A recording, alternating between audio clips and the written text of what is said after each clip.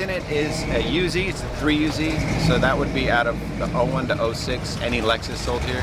Okay. So it's the aluminum block, 4-cam, their latest version of the V8 they developed for the Lexus way back, what, in the 80s. You know? Okay. Yeah, so. And then, so recently you threw a supercharger on it? Yes. So there's a company out of New Zealand, Lake Manufacturing, they make an adapter plate that bolts a bunch of different superchargers, but this is the 03 to 04 Mustang SVT. So this is a M112 Eaton.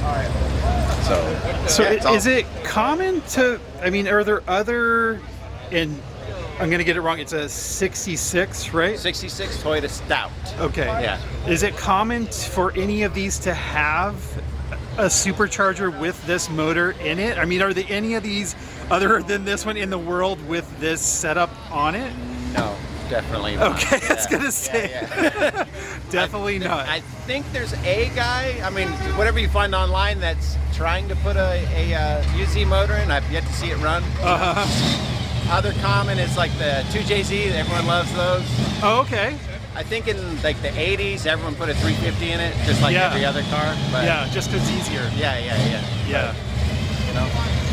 So when you bought this, was it already patinaed or did you add patina to it? I didn't add any patina. I mean, the truck is as it was, the way I found it. I just cleaned up.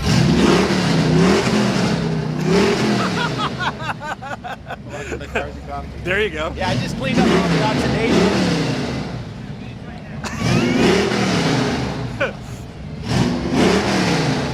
Throttle works. There you go. All right. Yeah, just cleaned up all the oxidation and put like a patina sauce on it. Oh, okay. Just like an oil. Like a Poppy's patina kind of thing? Yeah, exactly. I didn't want to put any like clear coat or anything on it. Yeah. Who am I to, pause the whole patina process? Yeah. The only fake patina is on the engine on the valve cover. Just to kind of like melt everything together. Kind of, I don't know, make it match, I guess. Right. Oh, okay. Yeah, that's one thing too that I think, I can't believe like what, a pretty amazing job you did. So what did you use to do that? It's a lot easier than people think. So you start with your base red primer, then you add your top coat to match the factory body color, and then you just scuff it down until it looks, until you're happy with it. And what did you use to do, like a Krylon type thing, or did you use? It's actual automotive paint. Oh, it is it's actually the same primer that's on the wheels. Oh, okay. Yeah, these are US wheel. They're 17 by 7s and 8s. And that was another thing, kind of like match, because this is just red primer on the front. Oh, it is. They all came that way just from the fenders forward. They all had red primer, and the body back had, I don't really see any primer. Maybe white? I don't know. Huh. Just how they work. Wow. And the interior is kind of interesting because it has like a 60-40 kind of seat, right? Yeah, that's how they came. Yeah. Yeah, so the passenger 60% is fixed, and then the driver goes back and forth in 3 positions. Interior's all stock, all I did was recover the seats and the doors and cut a hole for the shifter. Other than that, the interiors, that's how they came from factory. Well, can we see inside? Yeah, absolutely. It's kind of interesting. It has like the little tiny grab handle. The little tiny grab handle. My 2 favorite things about the interior is this like blender switch setup, and that would have been the selector for the transmission, right? No, that's actually what do we got? We got wiper, parking lights, and headlights. Oh, right wow! there. I figured that was like a push button transmission, like a that's your headlight like a switch. Plymouth would have had. Yeah, really cool. And then on this side, this was they showed you a little sticker here warning for how fast you can go for each gear on that. What? Sticker. Yeah. Really? Yeah. It's amazing that is still intact. Yeah. Did you re-put that on, or is that just never? They all came that way. That's actually I got one out of Cave Toyota in Long Beach. They sell all those stickers remanufactured. Wow. Just a little touch to, kind of tie everything together. That's really cool. Did you remake these too? So this was steel. I put speakers in there and then just kind of, I don't know, just put some burlap on there so it could actually breathe, let the sound through and kind of look, I don't know, kind of match the rest of the vehicle. I think it looks cool like that. It almost looked like they're supposed to be like that. I don't know what was supposed to be there from the beginning. Maybe this was an access panel just so you could get that window regulator in there. Otherwise, there's no way to get your hand in there to. And did you recover these? Yes. Yeah. Wow. Yeah. They look like if you were to just glance that they were painted. Sure. No. Yeah. I think this is like some medical vinyl. They're using like dentist office and stuff like that. It was the closest color I could get to what factory was. Factory was always blue on the door panels, or body color. Yeah. And then the seats were always black, and I never looked alike of the black seats. Yeah, they look good this color. Yeah. And then the parking brake was here, or did you relocate it? That is that's an aftermarket. I forget the brand. It's really common. But the parking brake used to be a T-handle right in the center, but with all the HVAC and all that stuff, there's just absolutely no room for it. So that all went.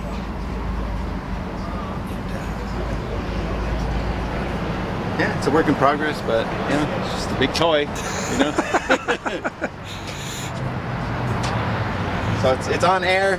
It's got R154 Super transmission, the Mark III Super transmission, and then the rear end is a Toyota 7.5 inch. That would have come in like 80s and 90s Toyota two-wheel drive, which it's that has an Eaton True Track in it for somewhat of an LSD. But, I mean, thing's stout, it goes, makes all the right noises, and it's just my big toy. Not at all. Oh. All right.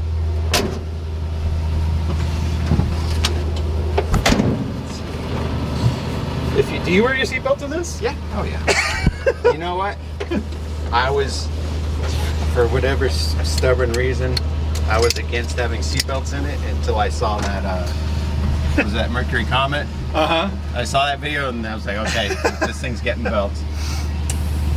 Because a lot of people don't wear their seatbelts in their car, and I wasn't sure because some people are into it, some people are. Whoa!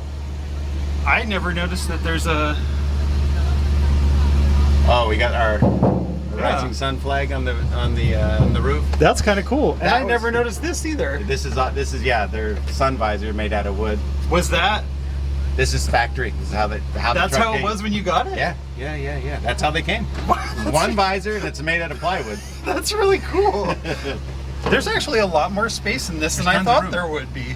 They actually, for the U.S. market, they extended the driver's cab like 2 inches, just to account for the big Americans. Interesting. In the vintage Air, I'm assuming you probably made this plate. Yeah. This is actually, I thought these switches look a lot more like stock 80s, 90s. They sure Toyota, do. Those little sliders. Yeah. And then so I just made this plate to carry it, and then it doesn't have hazards, so I added a couple pull switches just to, it's not hooked up to anything yet, but like I said, work in progress. Yeah, I agree. These, if you were to just glance, this looks like it should have been here. Right? Yeah. Yeah, they didn't come with anything. It came with a cowl vent, and then this is in the way, so I had to make a little, like, kind of an extension handle. Oh, okay. But it's great. Even without the AC, when the weather's nice, you open the cowl, and there's tons of ventilation. But, close that up and take it for a cruise. Let's see.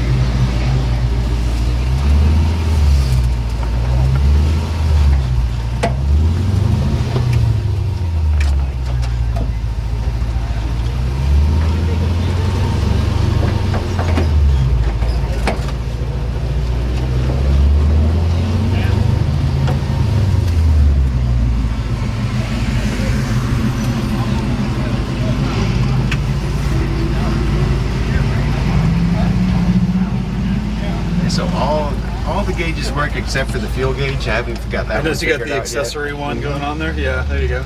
So there's a company out of Florida called LexusV8.com. I sent them my harness and my ECU. They pulled out all the immobilizer, all the transmission stuff, and it's literally, you hook up 3 wires and it runs. Oh, okay. Almost like a standalone deal. You even got a check engine light wired into the gauges.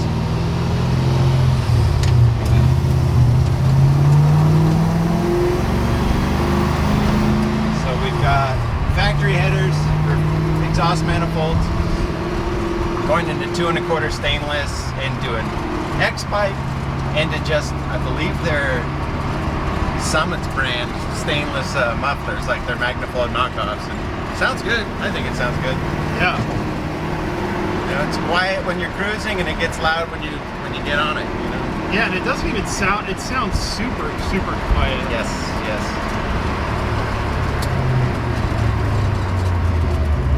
Yeah, it's like you said, it's just, you know, a Toyota or Lexus, Yeah. you know, V8. It's like super quiet. It still acts that way. Yeah, real smooth. It's gonna start every time. Yeah, oh yeah. Starts every time. Doesn't really stink. Doesn't burn oil. You know. It's nah, I'm having a great time. It's super fun. And now with the, I'll admit the Supercharger was probably 50% of it was the look and the sound. I wanted that whine, and I really wanted, I chose that Charger specifically because it looks kind of of that vintage with all the fins and everything on it. It doesn't look like a modern, like wrinkle coated. It's a good looking deal. Supercharger. Yeah, I agree. yeah. And of course, you know, I couldn't leave it alone. I had to like machine off all the ears and clean it all up, and spent way too much time on it. But you know, it's done now.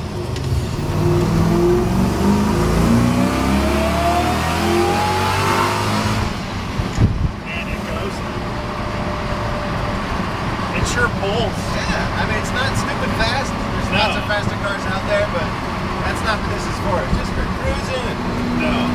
But I mean, how much does this thing weigh? I haven't scaled it. I think I want to say around 2,800 pounds. You know, it's pretty light. I mean, Pretty light it's for a a truck. very light truck. Yeah, there's not much going on with this thing. No, for sure.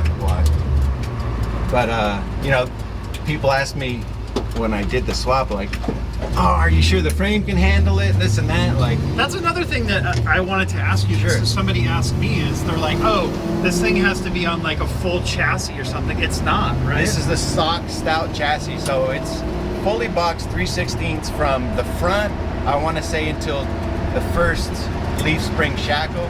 And beyond that, when I did the airbags before the V8 swap, I put a 4-link in there, just to make it easier for it to go up all the way up and cycle all the way down. Right. So I mean, it hooks, it drives straight, like it's, you know, the front geometry kind of shows its age, and also that it's slammed, that it's not ideal, but I mean, it drives straight, it brakes straight, it goes fast. You know, that's all I ever wanted out of this. Right.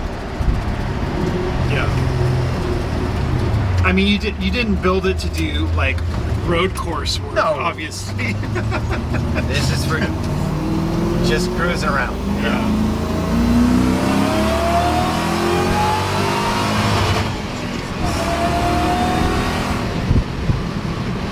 And it's fast though.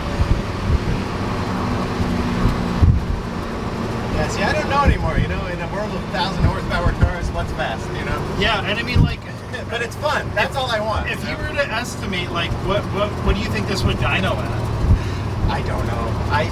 I'm not one of those guys that gets caught up in the horsepower numbers. Like, I want to say 350 to 400. if it made 350 at the wheels, or honestly, if it made 300 at the wheels, I'd be happy.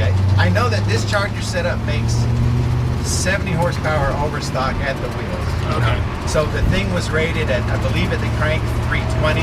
Yeah. Maybe high threes at the crank. Yeah. Who knows? Maybe low threes at the wheels. Yeah. It's hard to know. But you know, like Yeah. I say, people get so caught up in the dyno numbers that Yeah, I agree. it's And it's not an exact science either. I mean, as you already know, because it's really like that power to weight.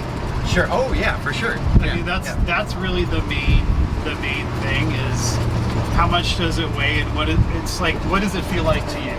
Well, okay, so let's just say this thing makes the same power as like an SRT8 Charger, Right. but it's 1,000 pounds lighter. Right. You know, that's so- a big difference. You know, Right. throw 4 adults plus the driver in the Challenger, and then it's this, you know, or in this thing, then it's the same power to weight. You know? Right. So that's 1,000 pounds is a lot. I mean, Oh yeah. that's yeah. that's a little bit of a difference. But all the sound.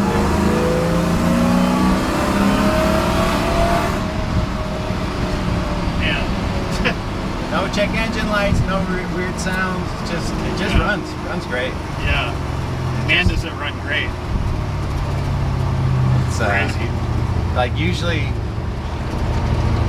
you always feel like you're gonna make some big compromise, like it doesn't idle right, or it's it's super hot or anything. It's right. The thing just runs like it's, I don't know. It still thinks it's an LS 430. It's just I don't know what that thing weighs. Probably 1,500 pounds more than this thing. Right. Yeah. So, that's true. And then you can think like, oh, people say, oh, is the rear end gonna be strong enough? Is this gonna be strong enough? Well, that's another thing, is traction and the weight of the vehicle. You know what I mean? It's a huge factor as far as, will the thing survive, Yeah. So it only has 245s on it. Unless you really slip the clutch and try to do a burnout, I've never had traction issues in this car. Right.